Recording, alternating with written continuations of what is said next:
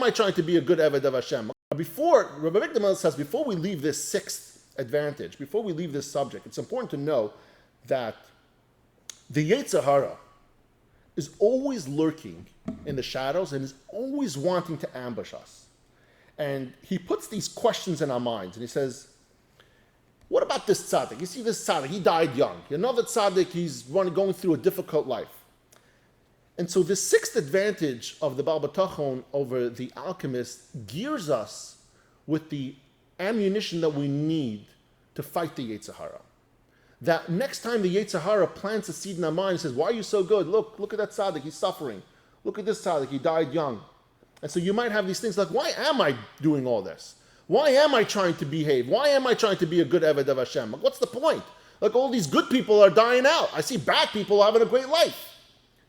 And so now you know a little bit that perhaps the pain and suffering that you see a tzaddik going through, maybe that tzaddik needs a little better betachon building. Maybe he needs a better foundation. Maybe there's something that he needs to be forgiven for.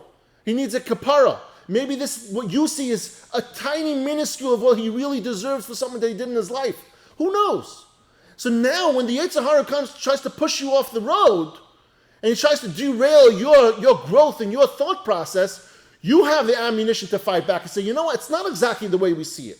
No, I'm sorry, Yetzer Hara, get out of here.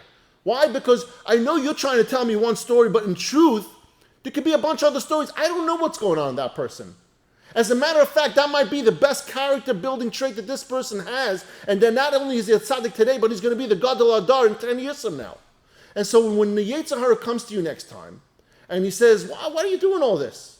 Now you have a little ammo. You have something to go back with and fight, something that won't let you give up, something that will continue to help you to grow in your betachon in Hashem.